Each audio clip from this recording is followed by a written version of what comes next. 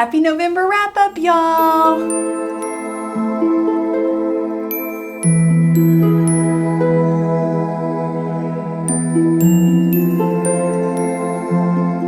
Y'all, it is officially December and it is time to start talking about all of the books that I read in November.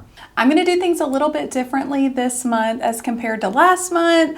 I was just kind of realizing that a lot of my videos are synopsises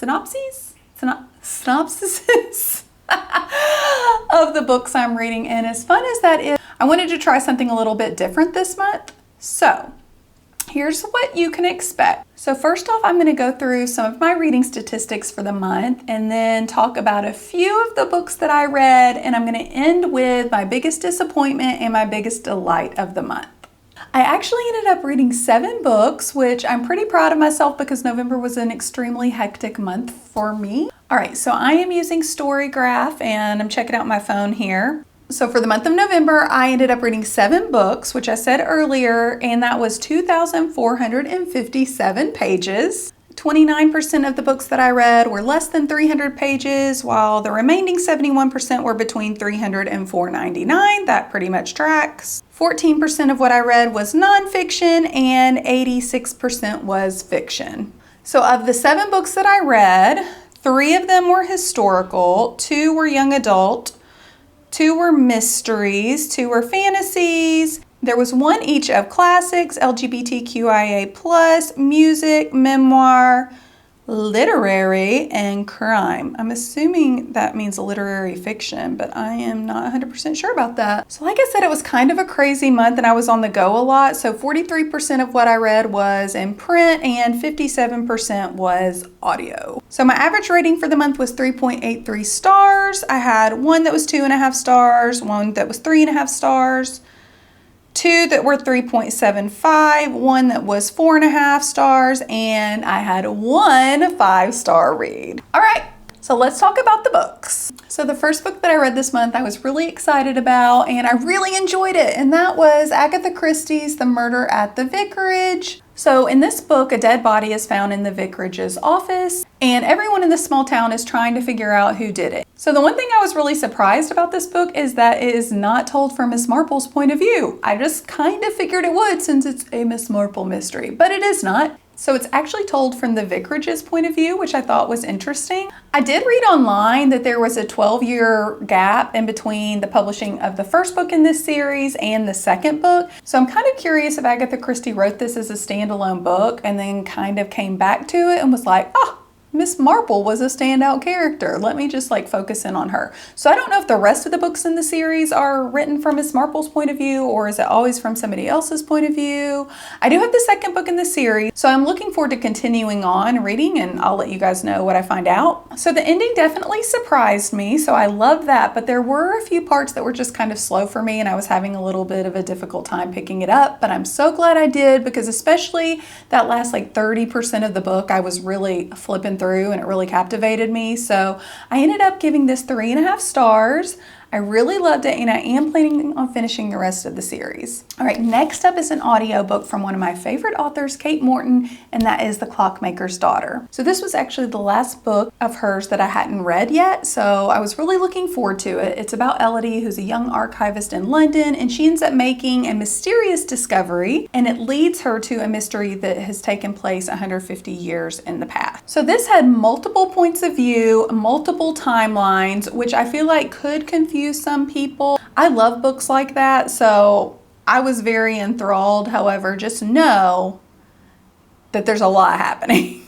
One of the things that I loved most about this book was that one of the points of view was from a ghost, so that was really fun. So I actually softy enough this book a few years ago. I can't remember why. It just wasn't what I was in the mood for at the time, and I came back to it. I did feel like parts of this were a little bit slower compared to some of her other books, but with all that said, she is an amazing, amazing writer, and the way that she's woven all of these stories together is beautiful. That being said, In this particular book, I was annoyed with a few things at the end of the story. There were just some things that didn't really kind of add up. And actually, I ended up talking to my mom about this because I got mom into Kate Morton. And so she has also listened to all of the books on audio.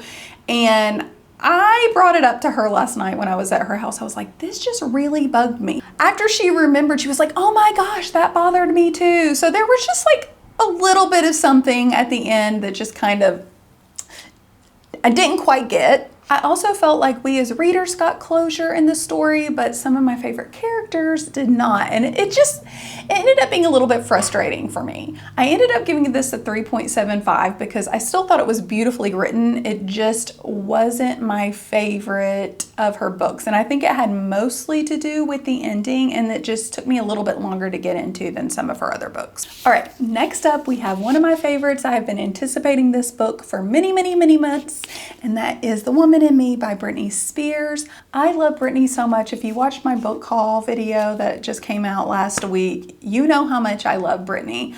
I actually didn't rate this book just because, I don't know, I feel kind of weird rating a memoir because this is her story and her words, and especially with Britney, she has been critiqued her entire life and abused, and I just don't feel like giving this a review.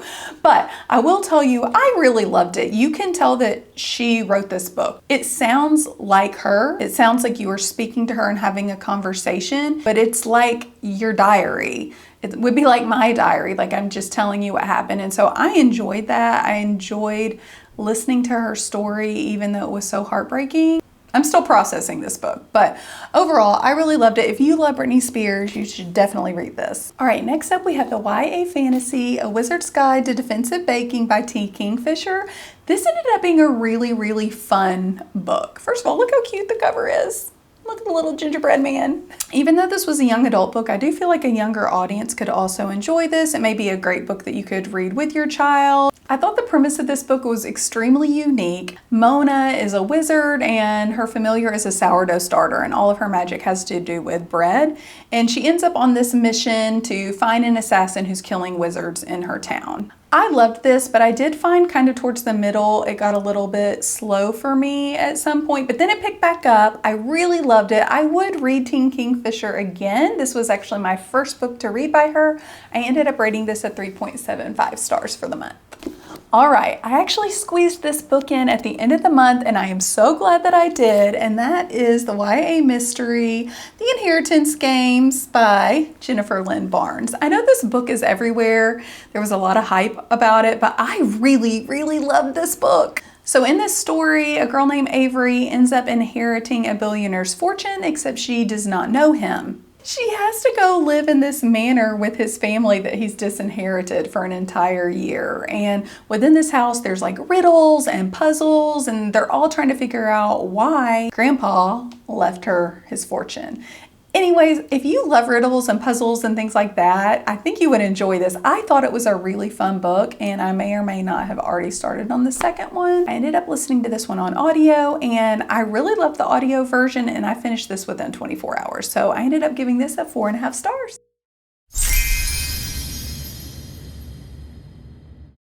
All right, so let's get into the nitty gritty of it. It is time for my biggest disappointment of the month. And please remember that this is just my opinion, and you may totally disagree with me, and that's totally fine because we are all adults. We can disagree in a kind manner.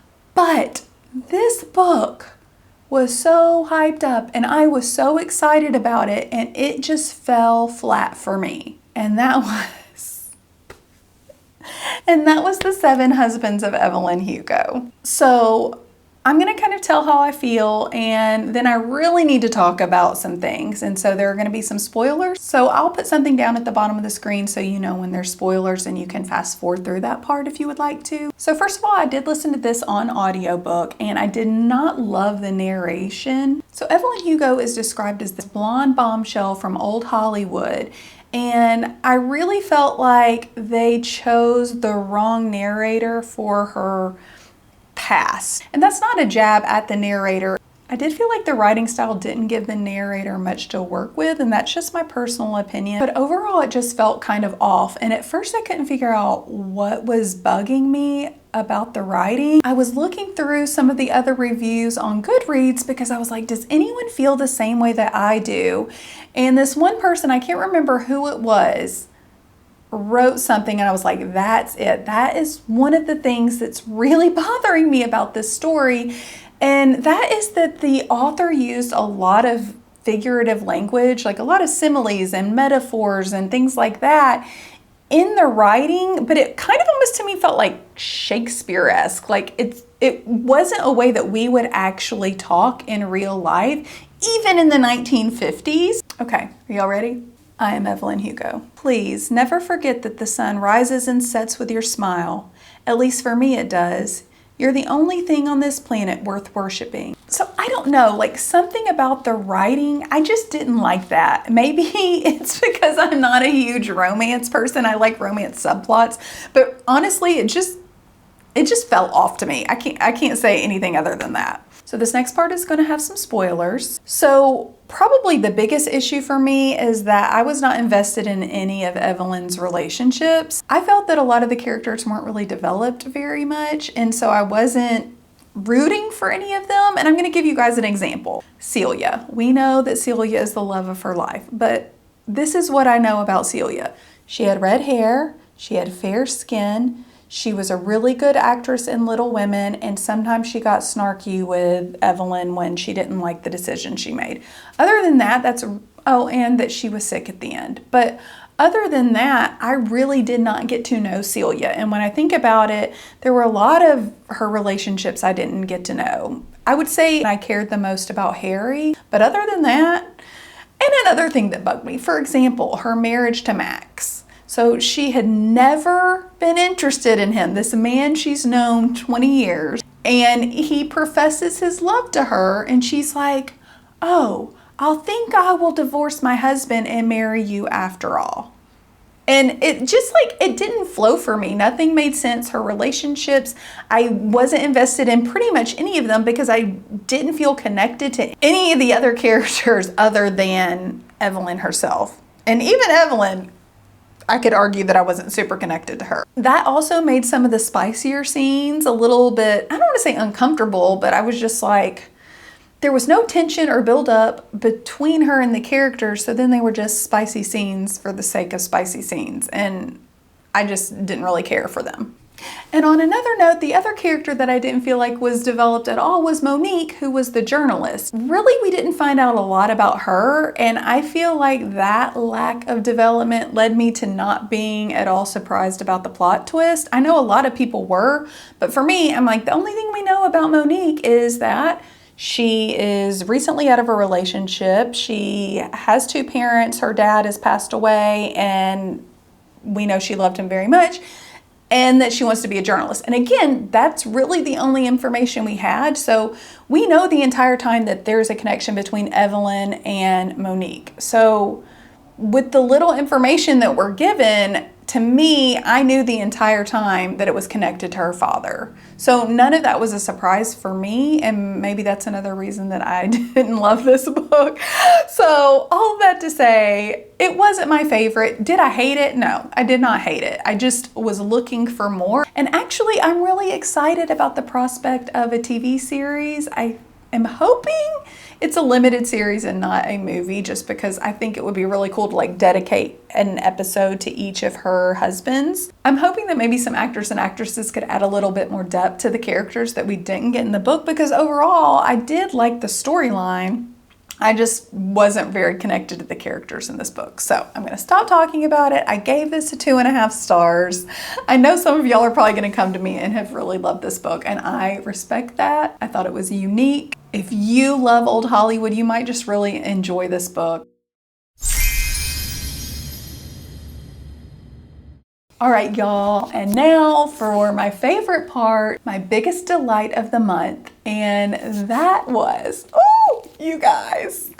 Emily Wild's Encyclopedia of Fairies by Heather Fawcett. I freaking loved this book. I wish I could read this again and again and again for the first time because it was so magical. So I was actually pretty nervous to read this at first because I've heard a lot of people call this a cozy fantasy. And the only book that I had heard described that way that I've read in the past was Legends and Lattes. And if you've watched any of my previous videos, you know that was not one of my personal favorites.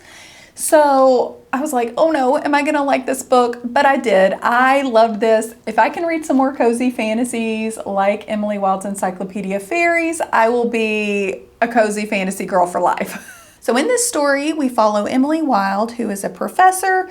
She's a little bit grumpy and she's putting together an encyclopedia of fairies. So Emily ends up traveling to this tiny town, I believe in what would be considered Norway, to study these elusive fairies and ends up having quite a time. Her work nemesis ends up showing up. There's definitely a little bit of romance vibes. One of the things that I loved about this book is that Heather Fawcett weaves in fairy folklore, and I'm a huge fan of fairies anyways. I think I've shown you guys some of the books on my shelf, but I love fairies in general, so this was really fun to learn about some of those stories. I actually don't know if the stories that she puts in here are based on true folklore or not, so that might be something I want to research in the future. But I love how this book ended. I love how the story was wrapped up, but it really leads us into the next book, which is coming out in January. This is also perfect to read in the wintry months. I initially was planning on reading it in the spring just because when I think of fairies, I think of like springtime and flowers. But the setting of this book takes place in such an icy cold setting that it would be really lovely to read right now. And you can read it right before the next book comes out next month. So anyways, I loved this book. It brought me so much joy. Definitely my favorite. I was so surprised. And I'm not even gonna lie, I may or may not have ordered some of her middle grades novels because they're also about fairies. I loved this. I would 10 out of 10 recommend. All right, y'all, that is all I have for today. Thank you so much for hanging out with me. Be looking out for a little Christmas and wintry recommendations video coming out hopefully sometime next week. I hope you guys are having an amazing week. I'll talk to you guys later. Bye, y'all.